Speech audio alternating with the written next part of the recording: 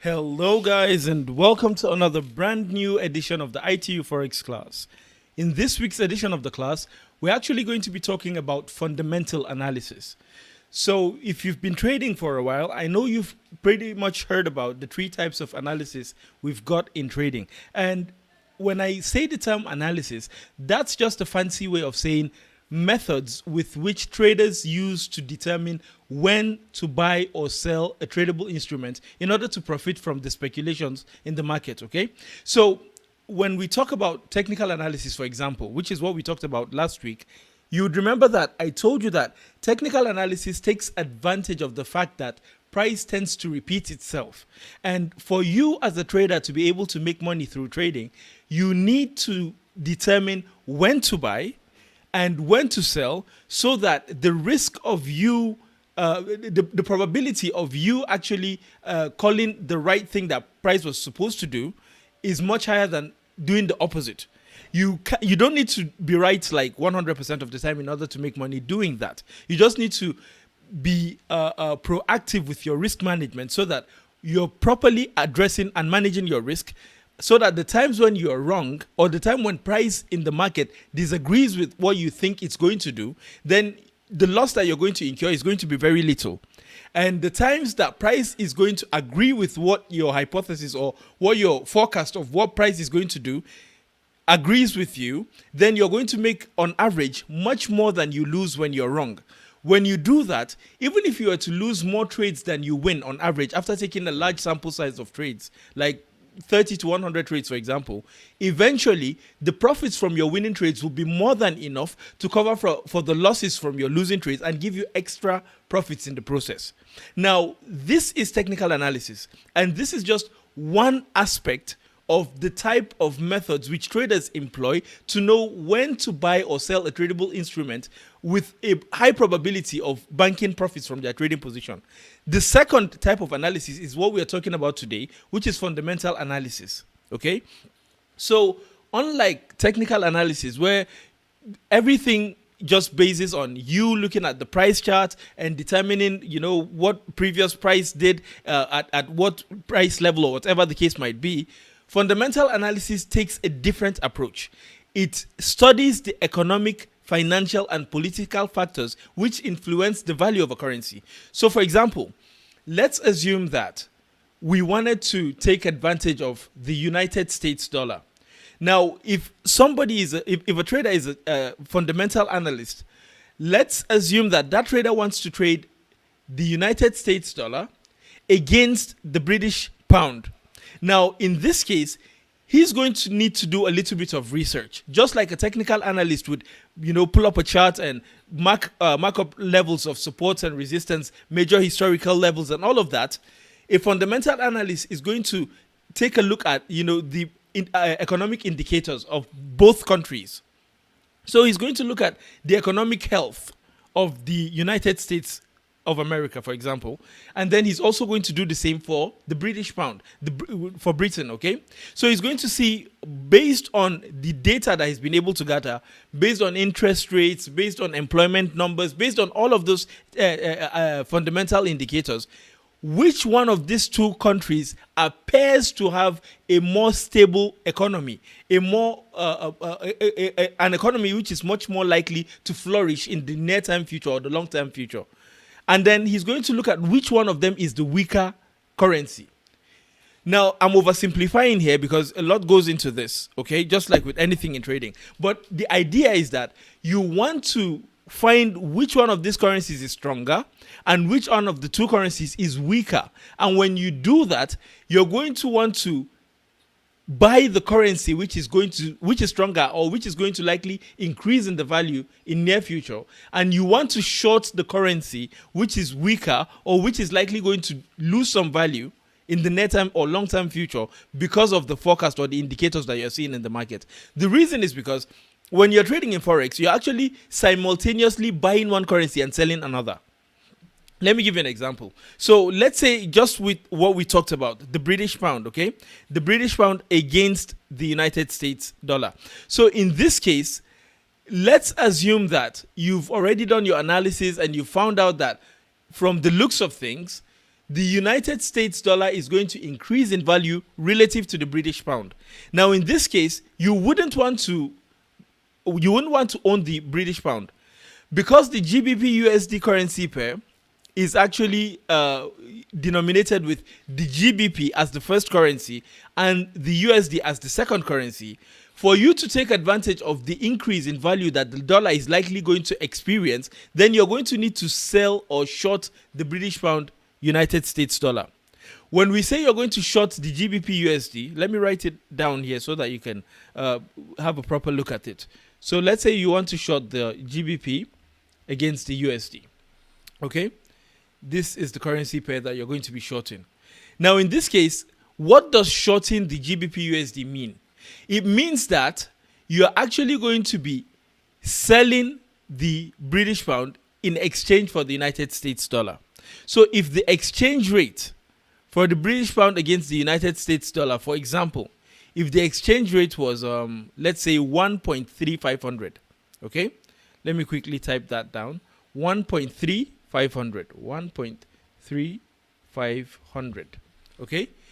What this simply means is that for every British pound you are going to sell, in exchange, you are going to actually be paid 1 United States dollar. Okay? So when you short the GBP USD, you're going to get paid 1.3. When you short the GBP, you're going to get paid 1.35 United States dollar. And if you did the opposite, you wanted to buy 1 British pound, then you're going to need to pay 1.35 United States dollar before you be given 1 British pound. Now, let's say from your analysis, from your forecast, you've looked at the employment numbers, you've looked at the political factors, the interest rates, and all of those things. You're a fundamental analyst, okay? So you've already checked all of these things. You've done your research, and it looks like the United States dollar is going to increase in value. Now, what that is going to look like on a price chart is that price of the GBP USD currency pair is going to move down. And this is where coupling both technical analysis and fundamental analysis comes into play, because you know that if a tradable instrument is going to go down because of how price moves, it's not just going to go down in a straight line.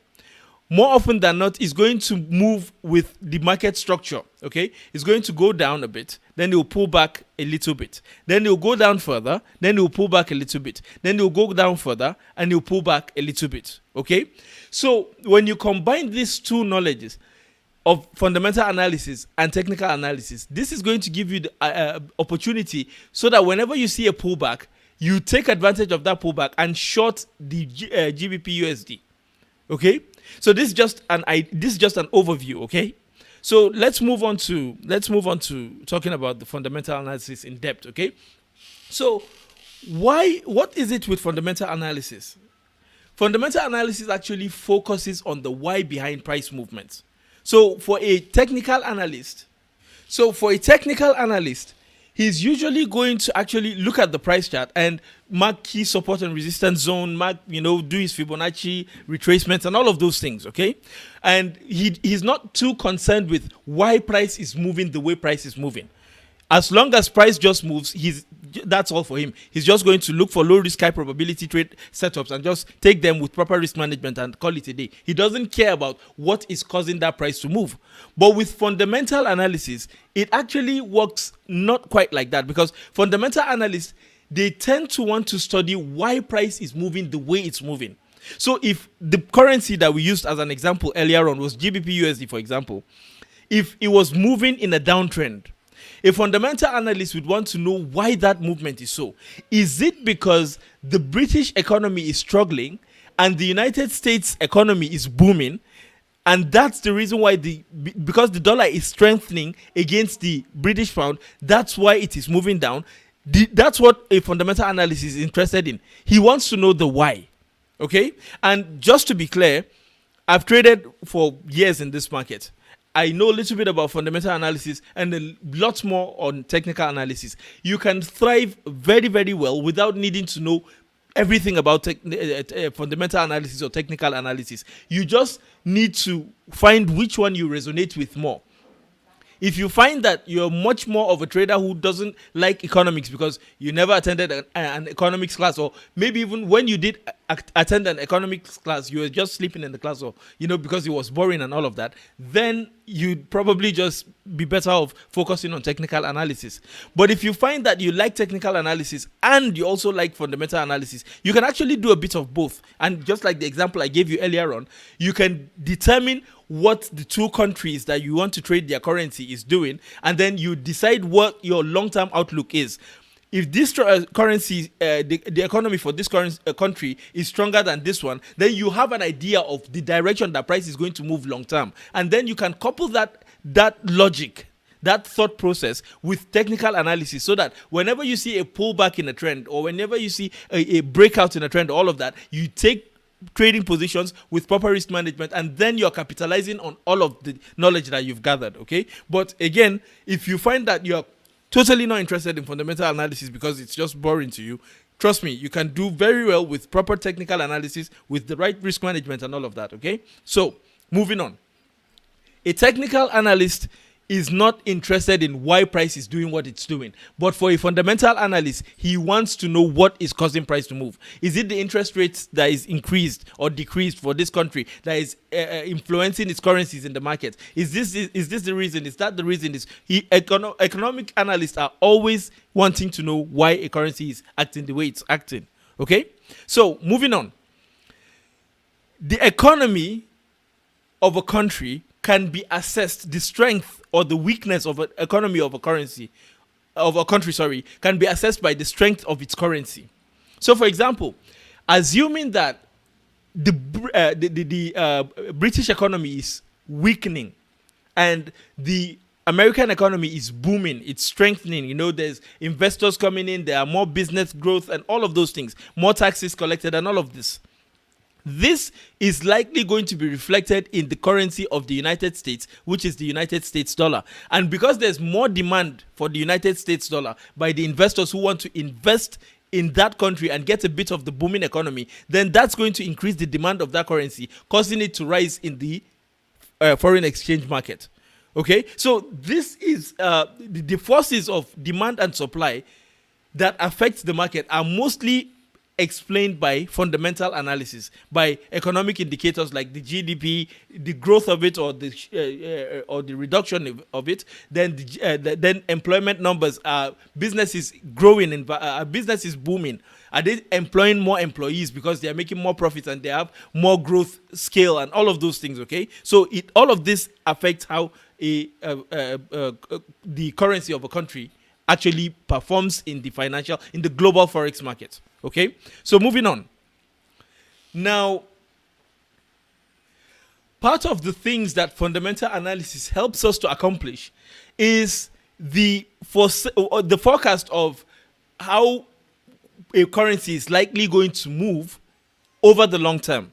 So, for example, when you look at the weekly time frame of let's say the GBP USD, for example, based on how the economy of these two countries are performing, you're going to actually see a longer term outlook of where that currency is likely going to go in the future.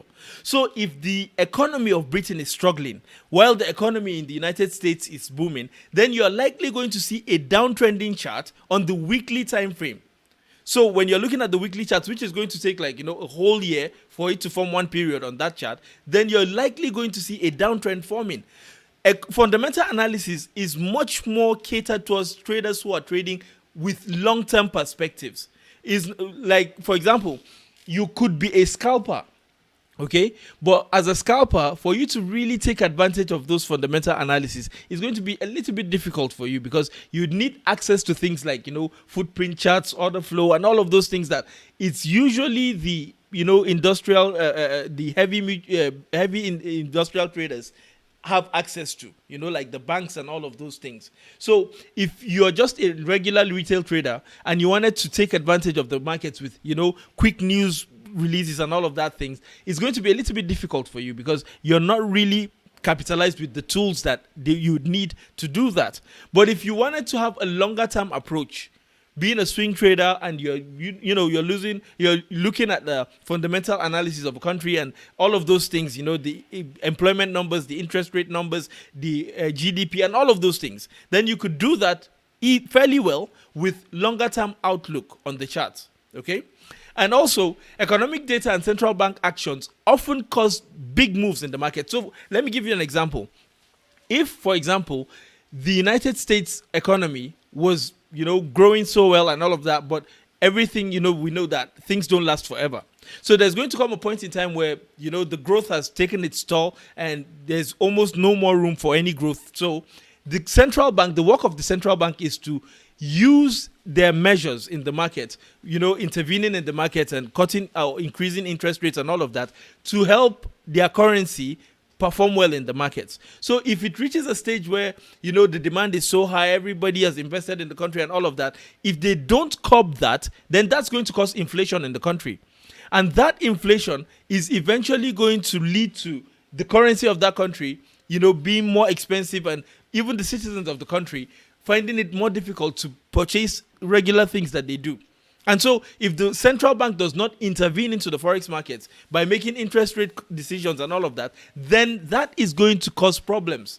And so most times you'd see that when a central bank notices that, inflation is on the rise in a country, they're not just going to come into the market and say, okay, interest rate is 5% today, we're just going to cut it down to 1%. If they do that, everything is just too fast, too soon, and it's going to cause a huge problem for the country, for the economy of the country. So they're usually going to do that little by little. So they might start cutting interest rates by, let's say, 25 basis points. For those who don't know what a basis point is something like, when I say 25 basis points, it's simply saying you're cutting the interest rate by like 0.25. Okay, so they're going to decide that, okay, they're going to cut interest rate, but they're going to do that over a 12-month period, for example. So long-term investors understand that if this interest rate decision is going to take 12 months, then they're going to be taking advantage of that move little by little by little, which is going to form or lead to the formation of a trend on that particular currency pair over the long term, when the central bank is performing these actions in the market. And so most times you'd notice that fundamental analysis tends to affect the longer term outlook of a currency's health within the markets. Okay? So what does this have to do with anything though? You see, interest rates, like I told you, when there are higher interest rates in a country, that tends to attract investment from foreign investors. And when there are lower interest rates, then that tends to ward off foreign investors. And you don't want that as a country, because you want as many people to come to your country, invest and make it, enrich it. You understand? Again, inflation, and this, by the way, these are all key drivers, which are economic indicators. They are all key drivers that cause the movements of a currency pair or affect the supply and demand of a currency within the foreign exchange markets. Okay? So inflation. If there's high inflation, which is what we just talked about now, that may lead to rate hikes, just like I told you guys, okay, where they would increase or decrease the currency's interest rate by basis points over a long period of time. There's also employment data, okay? So when you have strong job growth, the strong job growth, it supports the currency of a country, because when you have strong employment data, that's simply telling you that, okay, or let me just give you an example. Let's say you have a bakery business, okay? And that bakery business that you have, you at the moment have the capacity to only employ like 5 employees, 1 or 2 people manning the machinery in the company, and then maybe 1 staff, taking orders and all of that, then 1 for delivery, and you are the manager managing all of them and all of that. But there's going to come a point in time that if the growth of your company reaches, then you are likely going to experience difficulty making much more bakery for the supply, for the people that are demanding it, because there's just too much demand, and there's too little hands or machinery to make all of those things and supply it to the market. And so that's going to lead you to actually need to employ people who are going to do much more job in the market to increase your output. Okay, and you're not going to increase your output because you're not making money. You're usually going to do that because you're making so much money that you actually can afford to increase your output, because you're going to make more profits at the end. So this is just an example of one company, okay? Now, imagine if a lot of the companies in the country are all experiencing growth. They are employing people to increase their output, and they are getting more profits. They are increasing they are paying the government much more in tax. Everything is going to push the economy to grow. Okay, so when you see strong economic data like the employment data, that usually leads investors into thinking that, okay, there seems to be growth in this country's economy. And when the opposite happens, that tends to warn investors that, okay, there's likely going to be a shrinking in the growth of this country's economy. GDP growth also talks about the same thing. It indicates economic strength. Political stability also. You don't want to invest in a country where there's instability in the politics of that country, where today you have one ruler ruling and tomorrow there's a coup there, and you've invested hundreds or millions of dollars into that country, and riots and all of that, they blow your places, and you don't want to do that. You don't want, obviously, no foreign investor wants to do that. So when there's peace and stability in a country, that attracts foreign investors. So a real world example of this, and this doesn't always happen, and I'm going to explain why. But a real world example of fundamental analysis in action is when you see that the United States dollar rises in value or increases in value after there's a strong employment report like the NFP. Another example is for when you see the GBP or British pound fall in value after the Bank of England cuts rates, or the euro drops in value due to weak inflation data. Now, does this mean that every time you see a strong NFP data, that the price of the USD is going to increase? Of course not. Of course not. And like I told you, this is not a flaw in fundamental analysis or in technical analysis or anything like that. No, because when you're trading this market, there's no certainty. The only thing that's certain in this market is the uncertainty in the market, okay? That's kind of a paradox, but that's the truth. And that's the reason why risk management is important. So regardless of what method of analysis you choose to determine when to buy or when to sell or when to speculate in the market and bank profits from that speculation, you need to also practice proper risk management, because you cannot, no matter what indicators are showing you, it's not going to be 100%. You might have a strong NFP data. This has happened to me a lot in the past when I was just getting started into trading, where I would see strong NFP data, and I would think that, okay, because this NFP data is strong, the USD is going to be strong, and I'll just buy the United States dollar without proper risk management because I think it's going to go to the moon. Obviously, that doesn't happen. You just see it crash in value, and then you see the analyst explaining, okay, it happened this way because this and this, that happened. The markets are just weird, for whatever reason. So even though you're going to use the readings of your economic reports to determine when to buy or when to sell, you also need to couple that with proper risk management, so that when price in the market does not agree with what you think price is supposed to do, you are not going to blow your entire trading account or just lose your entire savings just due to one trade. You're doing it in such a way that over a large number of trades, even if you were to lose more trades than you win, because of proper risk management with risk to reward ratios and all of that, you would still come out on top. And you've already come to peace with the fact that there are going to be losses in the market, regardless of which type of analysis method you choose to use. Okay? So next up, we've got the economic indicators to watch, which is listed on the screen. As you can see, we've got the non-farm payrolls.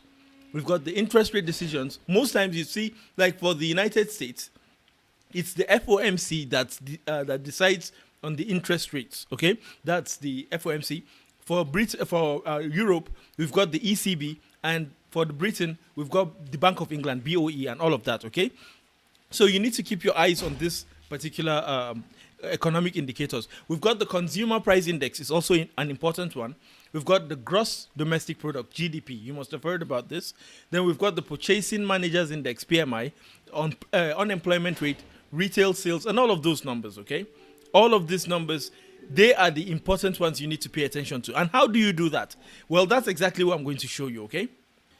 So what you're seeing on my screen now is the website where I usually used to go to get the economic reports, which are scheduled for releases, okay? So as you can see here, the only high impact news, I set it this way to only show me high impact news, okay? So the only high impact news we're expecting today is the one from the BOJ, which is the Bank of Japan. So you can see that the governor of their central bank, Yuda, speaks. So he's going. Usually, this is important. It tends to move the markets because this speech that he's usually going to do is going to determine whether or not they're going to increase rates or decrease rates, or what they're going to be doing in the market, which is going to affect the value of their currency. Now, if you want to look at a more broader schedule or calendar for what is going to be released in the market and how it's likely going to affect the markets, you can use the weekly view. So, for example, I can choose this week. Okay, and then apply settings. And then you can see it's showing me all of the news releases, which are important news releases that we're expecting. So you can just Google it or go to forexfactory.com, and then you can see it all there. You can see on Monday, which was yesterday, there was a bank holiday in in Britain, okay, and in the United States. If you want more details with regards to why there was a holiday, you can click on this, and then it's going to show you, explain it to you, and then show you previously all of the numbers you that had for that particular release, okay, which in this case was a bank holiday. So it's just showing you when we had holidays, okay. So you can see the description for this particular holiday was that UK banks will be closed in observance of the spring bank holiday. You see, this is the reason. And for the one of the US, you can see that it's saying that US banks will be closed in observance of Memorial Day. So you see, these were all of their reasons for the bank holidays and all of that. Now, for example, with the one which I showed you earlier, which is the speech of the governor of the Bank of Japan, for you to get more details, you can click on this, okay? And you can see that it's showing you that, okay, the description for this is due to deliver opening remarks at the Bank of Japan Institute for Monetary Policy and Economic Studies conference in Tokyo. This is what the Bank of Japan is up to. And you can see that the speaker in this case is Kazuo Yuda, or however it's pronounced. So you can see that the usual effect, they're telling you that it's more hawkish.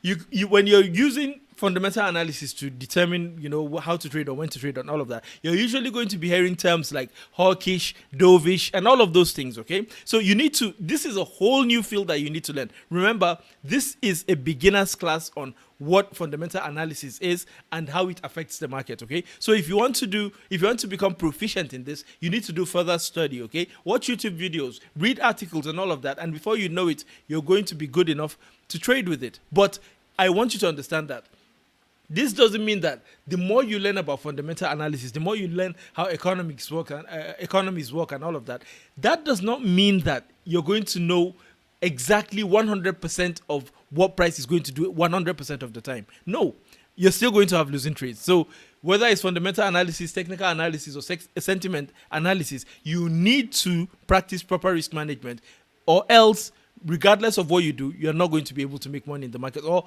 let me say, you're going to find it extremely difficult to do that.